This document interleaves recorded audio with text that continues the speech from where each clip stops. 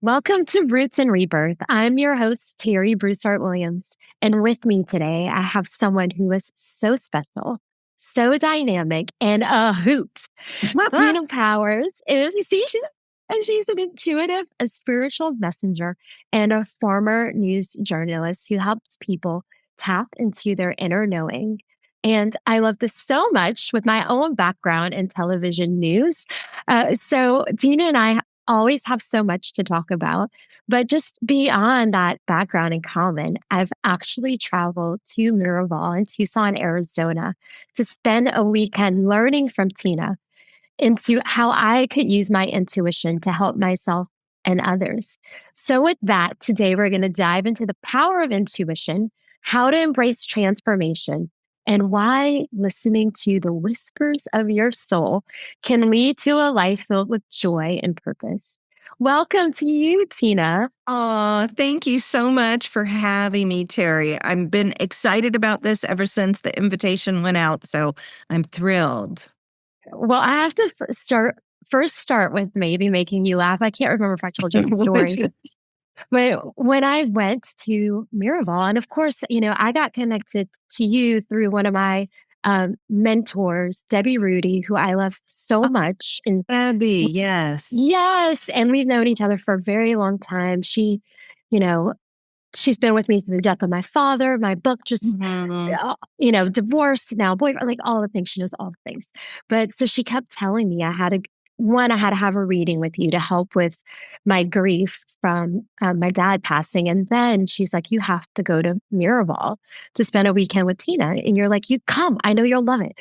So I'm sitting there the first day and I'm an introvert. So there are all these people and energies around. I'm just kind of like, and you start telling us like to be open and like we're going to start doing readings for each other. And I thought I was going to I thought I was going to school. Like I had my notebook Oh, no, ready you're to doing write. it. No, you're going to do it. And I was like, oh shit, I didn't know I signed up for this.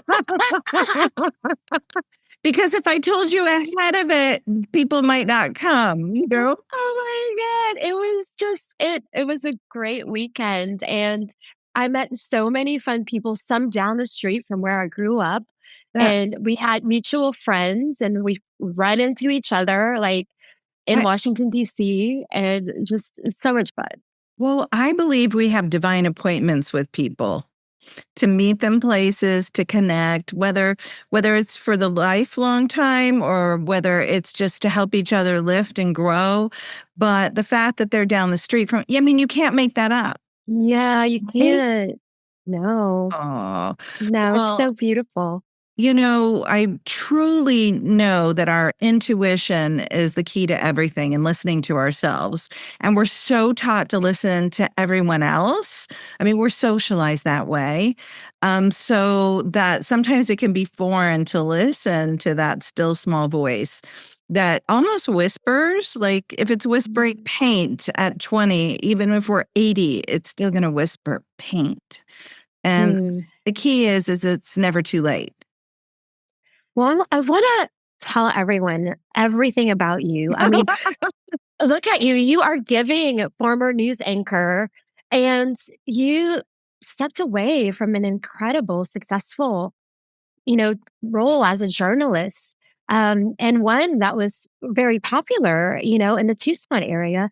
And you took a leap of faith. Now, clearly, your last name is Powers, so you had a little sneaking suspicion that, you might have had these special powers. But how did you walk away from the anchor desk and lean into your own intuition, not only to make this a career, but like this is you have manifested a beautiful life that Wow. also includes abundance from using your gifts. Tell us more. Well, I always love storytelling because those are the things that go through generations, right? Are the Mm. stories from our ancestors. And so, being a journalist, I learned that everyone has a story and every story is important. But what I also didn't like about journalism, and it came to bother me, was that it was a lot of negativity. news just used to be something new. It wasn't necessarily death, doom, and destruction. So if we're ingesting that, I came to a realization that I was really stressed. I didn't realize I was walking around like with my arms up here, because when you're in your 20s and 30s, you certainly can do a lot more, or you're willing to do a lot more in your learning. You reach a certain moment, and I could have done it the rest of my time here, or as long as a contract went, right? But I was actually at a drive-by shooting. I was called to the scene of a little boy who had been shot and killed by local gang members. And because Arizona is close to Mexico, a lot of times, a lot of the stories did funnel in when cartels were bringing in, drugs. And I'm certain that any border city and any area has their own unique problems, just not the border. But the cartels I was walking around in an underground tunnel through Nogales. And I mean, how far that went, but I still didn't have the total realization at that time. Like, oh my gosh, you could get hurt. Like, this is yes, that's what I'm thinking. Invisible superpower. So being though at this scene, and we were there before the father came on the scene, and so I witnessed him seeing his son, who went to school and then didn't come home, and I was embarrassed. I had a moment where I was like, what am I doing here? I'm ashamed that the photographer was filming. Because then I think now journalists have to shoot their own stuff. They have to tape their own stuff. But at that point, it was a luxury. I had a photog, they called him. And then it was me doing the, writing and the interviewing and all of that as a team. And I just ended up going and talking to the father. I think that's when I really crossed over in a certain way to grief counseling. And I saw him and his family. I'm like, tell me about your son. I had already a firm belief in that the soul's eternal and the body is a vehicle that we learn in, and that he wasn't dead. He was in another realm. But I wasn't a medium. I didn't know what that was. And I sat with his family, and they pleaded with me to not follow them around like you see, the journalists following on a story.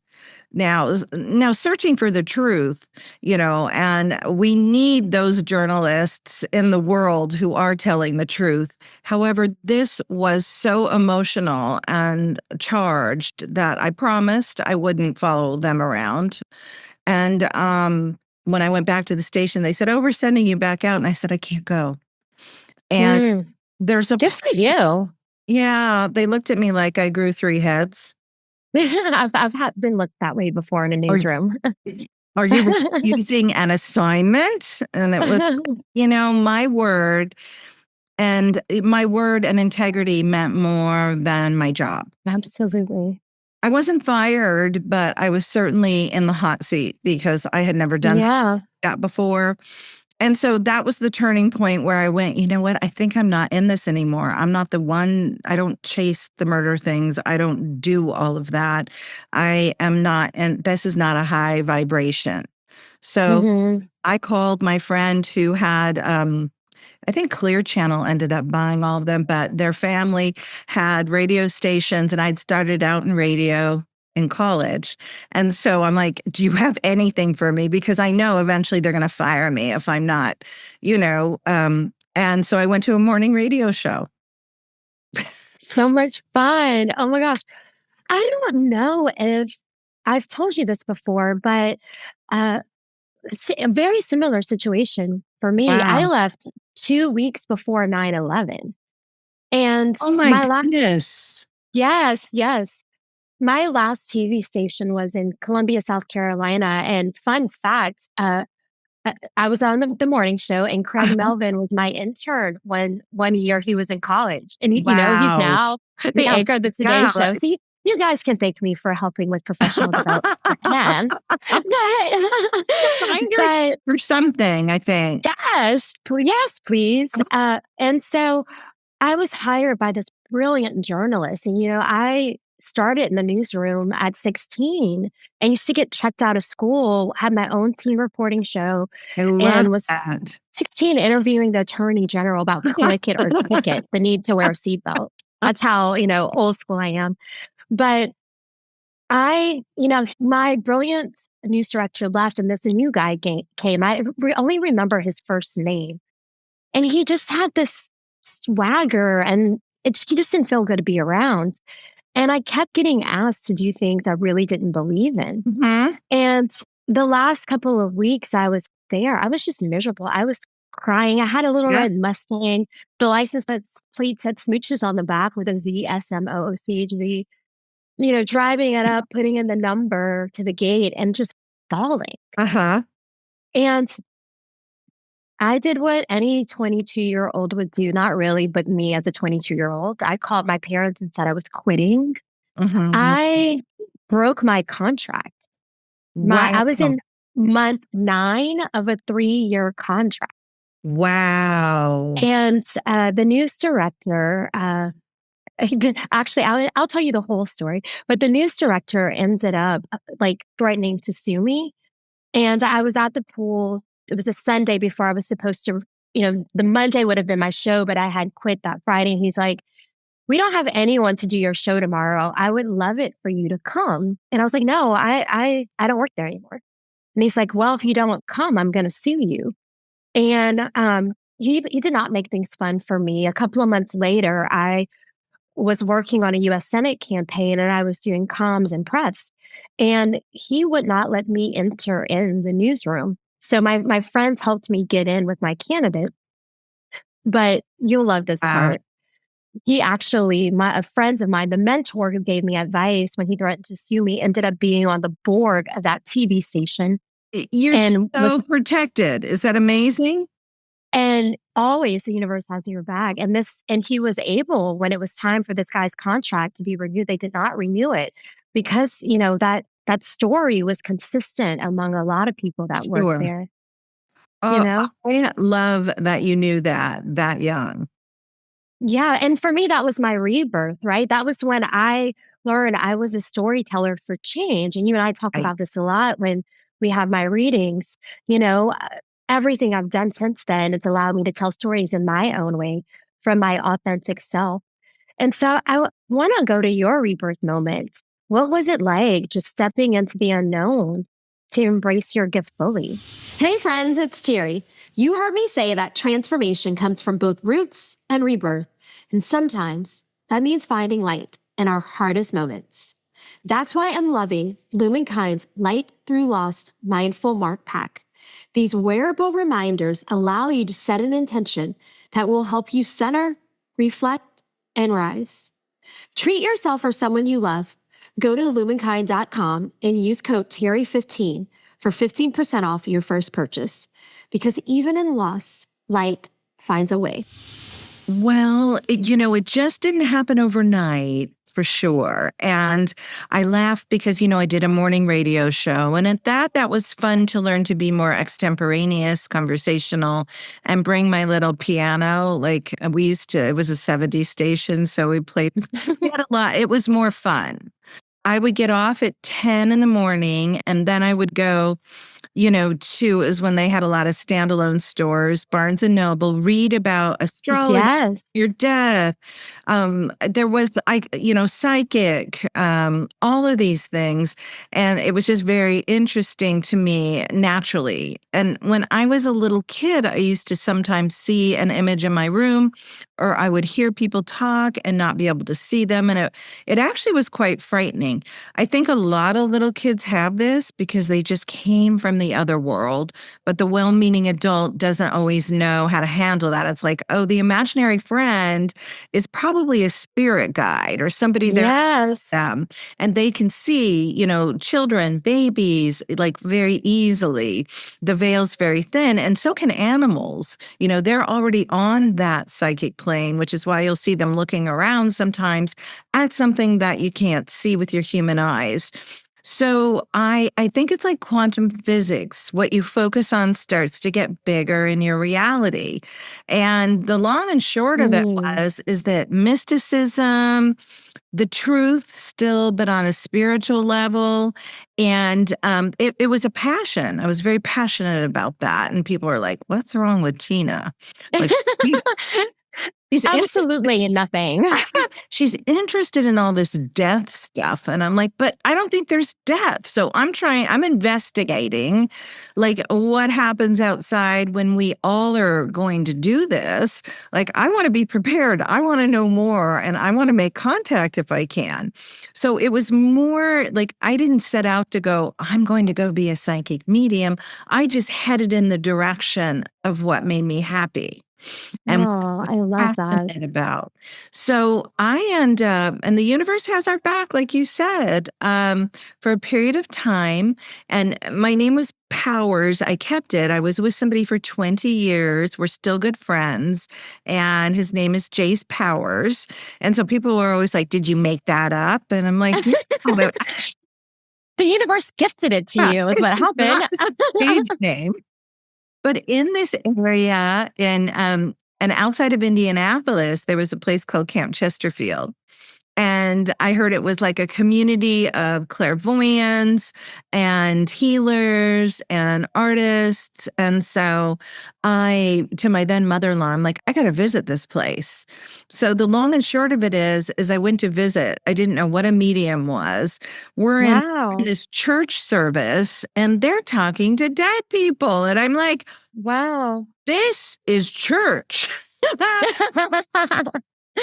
Because I grew up in a Catholic household and went to, high school at a Catholic school. And I was always interested in the saints, the people who had, ordinary people who had extraordinary experiences. And so I'd always read about them. But I knew everything was a lot bigger because I'm like, why aren't the nuns more in charge here? Why is it just, I would ask these questions. But I ended up staying at Camp Chesterfield for a while. It was like a seminary and learning and going to clairvoyant circles. And it just started to grow from there. Oh my gosh, I don't think I ever heard that part of your story. That is so interesting. And I love that you had this space where you can just dial in while you were learning and be surrounded by people, because so many times we're on a journey and we might not have the physical form of what we want to do in front of us. Right. It's so beautiful. Yeah, I didn't know, honestly, that I would be doing this, but I did say a prayer that I asked to use any gifts and talents from this life or any other that would help and heal and make a difference that I was here on the planet. And I actually had been doing, I had gotten my Screen Actors Guild card and I was learning how to direct and some other things. And I thought that that's where I was actually headed. And it's really funny because I have an aunt who used to come to all my dad's sister, who used to come to all the theater productions and all the things that and she would always be like the greatest fan.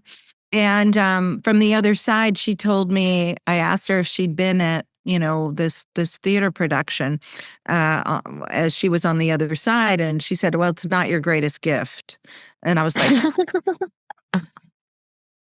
that's awesome. no. So then I was like slumped for a while. Oh my gosh, I love it. Is that hilarious? So, but I see how everything just, a degree in theater, right? Speech, radio, and television helps stand, and the focus helps stand in this moment where I am. And I think as we all look through our lives, you can see all the different transitions and the moments that lead to another if you keep going. And it is scary when you don't know what's next, but it's also exciting when you don't know what's Mm, so yeah. people started calling. I didn't go, "Hey, I'm a psychic medium."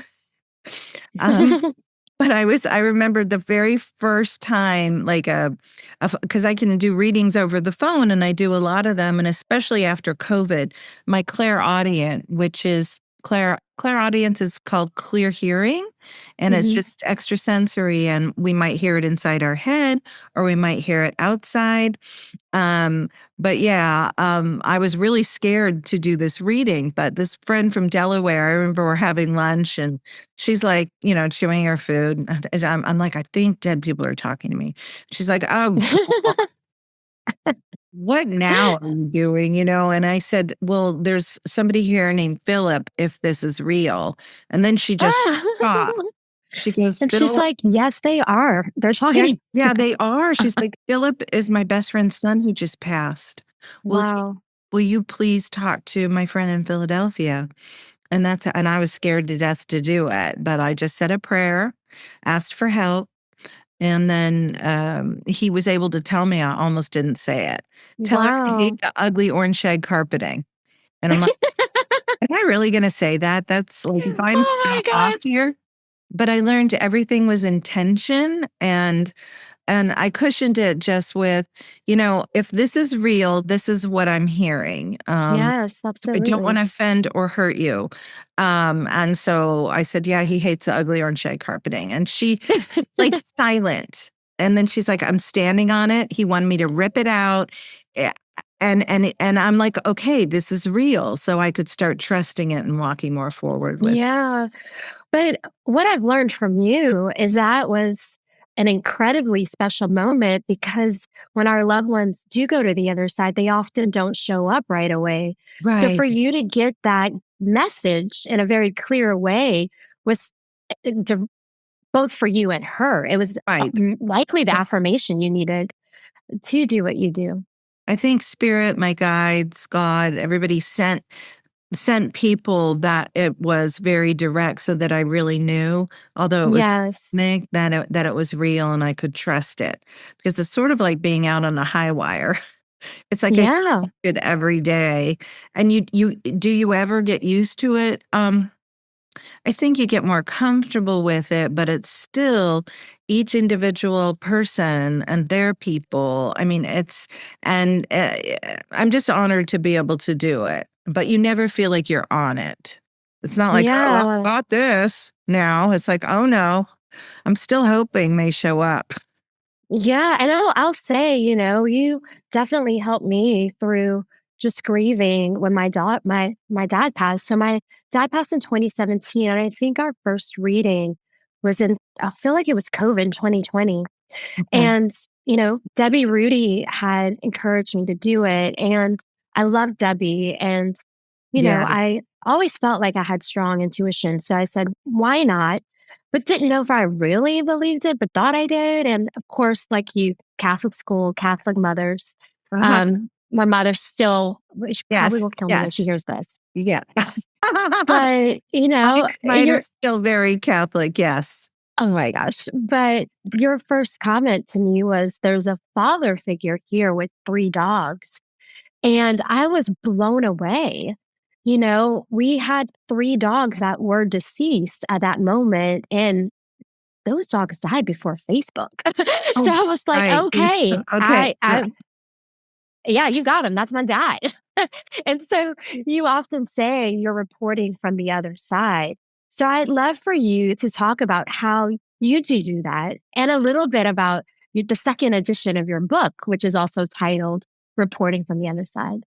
Oh, so how it all works is what, like when I'm doing a reading, like, so, when I tune in, a lot of times, sometimes I'll hear names. Sometimes they'll just say, I get certain symbols. It's almost like a Z-mail, like an email, like they'll send me, we have an alphabet together. So if I see in my mind's eye, yellow balloons, usually that means they want me to say happy birthday. Um, The animals, I mean, the animals are so present. I remember I first heard the name Pokey doing a reading, and this woman's like, well, I had a horse named Pokey, and she's like, but I don't want to talk to Pokey.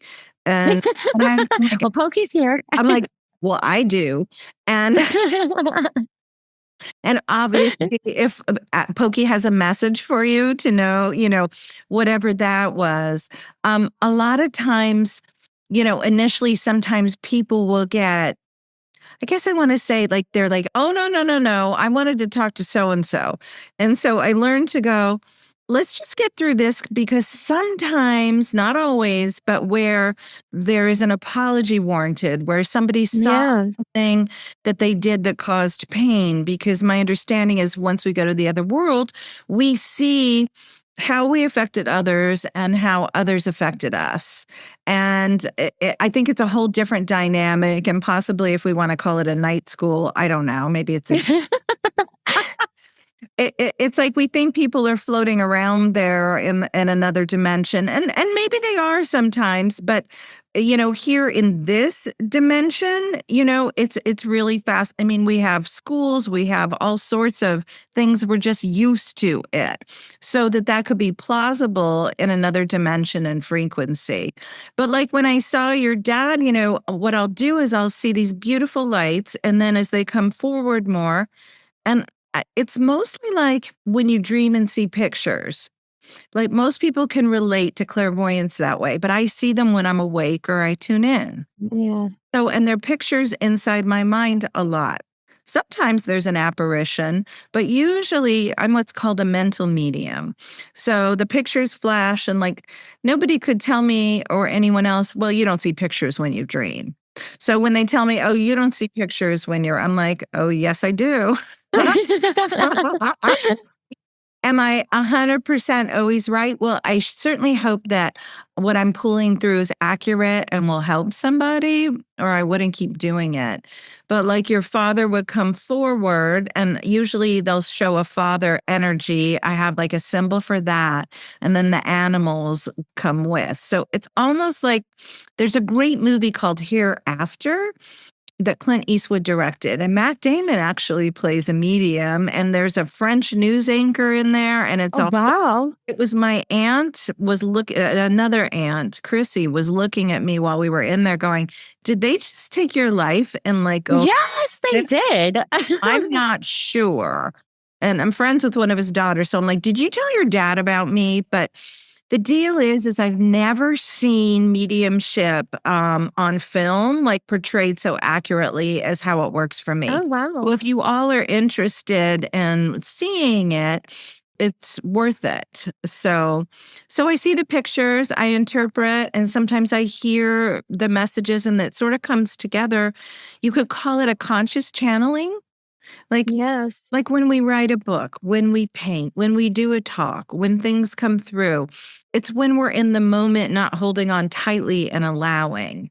And learning how to do this in a safe environment, super important, because sometimes when we have openings, we'll just run to the people who are going to shut us down. And it's like, no, the believing mirrors, those who want to lift us, like you're that, Terri, for a lot of women, and I'm sure men as well, who you see that, you want to help. And so those are the people that we want to work with and around, especially when we're developing something that's new. But we all have this, I believe. Yes. We all have our GPS. Our loved ones show up sometimes as the cardinal, or they show up, with certain songs on the radio or on the overhead. Paul McCartney, I don't know if you know this, Let It Be was actually his mother came to him in a dream. And wow, I did not. That's so beautiful. Mother Mary is his own mother. And so people often think, oh, it was about the Blessed Mother, which, that can be that. But no, his mother came to him in the dream, wow. Let It Be. So that's where that song came from. I know you wanted me to. Are we talking about? Oh, yes. Sure. I would love for you. So many people are going to be interested and wanting to know more and wanting to know how to do this. And I'd love for you to just to share a little bit about your book because you get into a lot of that. Um, but and I love that in your book you tell stories of how you've helped others. How you've helped find pets and children. Will you tell us a little bit of that because it truly is how you're reporting from the other side? Well, and when you're finding a lost animal or a person who's lost, it can be really intense, just like it is when we were reporters and looking for the energy around it is super. Well, so let me go back to I always knew that animals were like angels in dog or cat suits.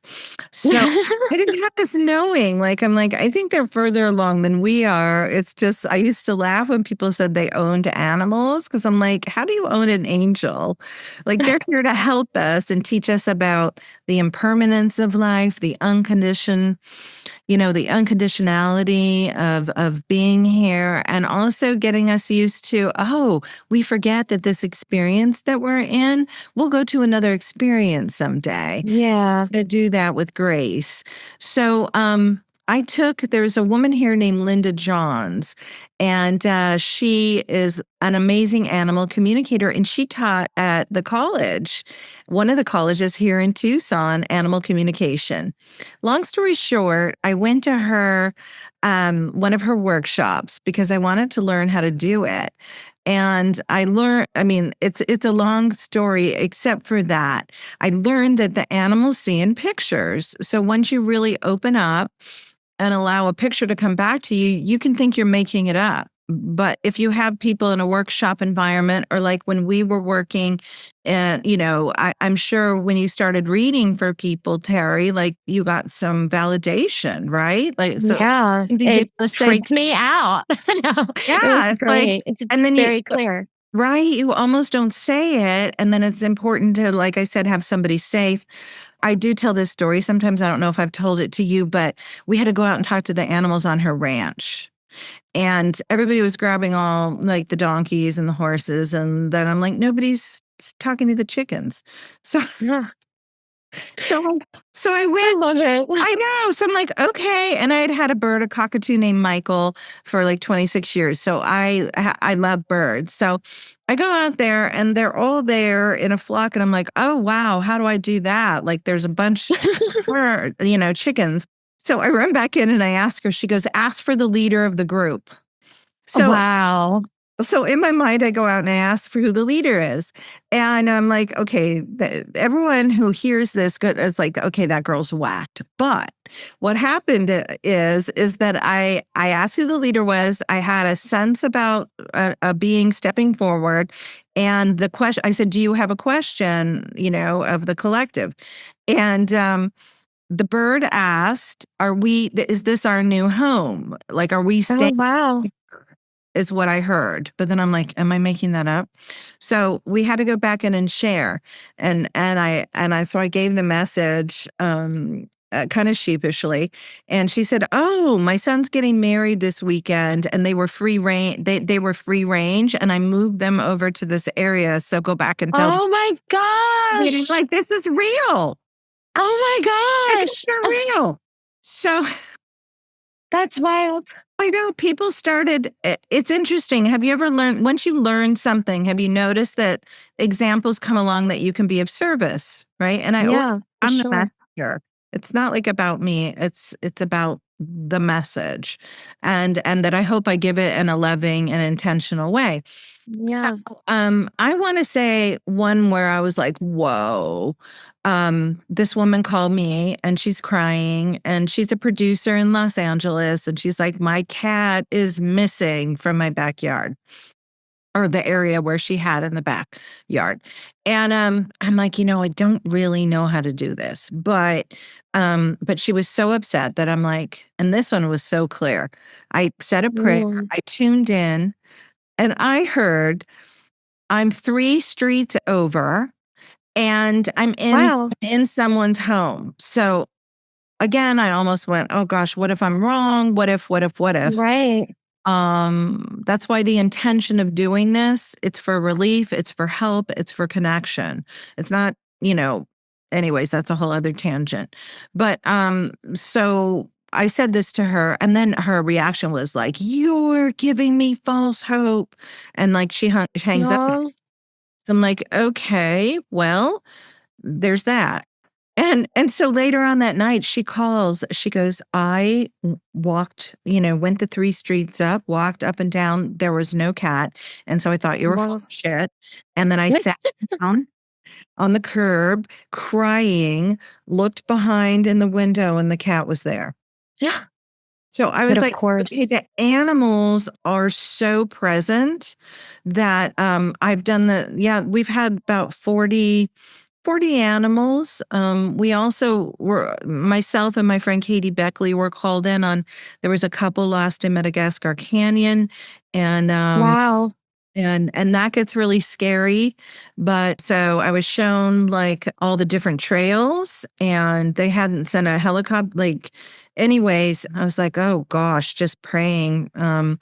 And just one of the trails lit up. There was a light around it more than the others. So, but I'm scared also. And the more we get scared about how, the less effective. Right.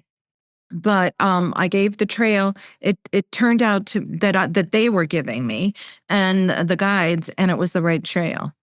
And so long story short, they had been in there a couple days. They were with a guide. Somebody had hurt their leg and they got turned around, and we got the chopper and it got them out. So I get Christmas cards. Oh my gosh. That's when I learned this is real, but it's really intense. So Yes, I can't imagine. I mean, in that situation, it's life and death, it you really is. know? But what I love is that you choose to use this for good, Yes. And so when I said yes to going to your course and learning more, it's because I want to be able to use my intuition for Yes. good as well, And so sometimes people will ask, but why? I might get the question to ask in an interview that can inspire someone, Right. or it allows me to help people feel more comfortable around me. But I recently told a friend, if you get ideas in the shower, essentially Oh, that's your intuition talking uh-huh. to you. That is the micro level.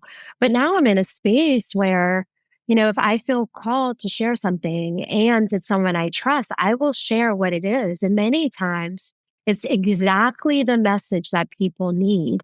And so, we all have the little gift. We Yes. just have to say yes to using Yes. it and using it with kindness and love. Exactly. Everything's energy. And it's Yeah. the intention of helping, of also our guides, our helpers in the other world want to help us also. And here's the Yes. thing about everyone has the light.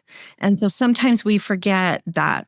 We just need reassurance, validation, and it helps us, go up frequency levels to where we feel much, much better if we're following our inner knowing, if we also have those wonderful people in our lives to be able to, hold each other up like that and lift. And the more people who are turning up the light within themselves Mhm. and listening, then the better the world gets, the more peace there is. Because there's certainly, Yes. once you're working from that kindness vibration, manipulation, ego, drama, I mean, I'm sure there's always going to be challenges because we came here to grow. But Mm. I've heard that it doesn't take as many people to turn on the light and change everything, then it's like walking into a dark room and you flip on the light, there's no more dark. So the more people that are walking in that and on their life's paths, I love to help people, tune into, tap into their own knowing. They already had it all along. It's like the Wizard of Oz, but we can't, we're socialized out of it, or it's thought to be odd to listen to your own inner knowing and listen. Sometimes I can look also at somebody else's journey, and I don't know the karma involved. I'm not sure Mm. what they're learning. I can assist and I can help. Yeah. Yeah. But if anybody's ever getting a reading from somebody and it feels off or prickly or it's not the energy should be lifting. Even if it's something that's difficult to hear, it's like really good critique, you go, Yeah. that's how I could change that, not shaming, blaming, or making somebody feel bad. And I certainly had to go to my round of readers when I was learning. And I remember calling my teacher, she's like, get that off of you. That was not real, the projection. So you always know intuition or somebody you're with, it's super concise. Like it's not like la la la la la. It's like it's concise. It's encouraging. It's uplifting. And even if it's something that's sad and makes us cry for a moment, it's more relief and a happy cry. Yes. Okay, we're almost done with this episode. But if today's episode sparked something in you, don't let the inspiration stop here. Head over to movementmakercollective.com, where we celebrate stories of bold change makers, purpose-driven leadership, and joyful transformation. You'll find blog posts, resources, and reflections to keep you grounded and growing. We got to keep those roots rootin'. So if you're ready to build a movement or just need a soulful check-in, we got you. Continue your rebirth at movementmakercollective.com.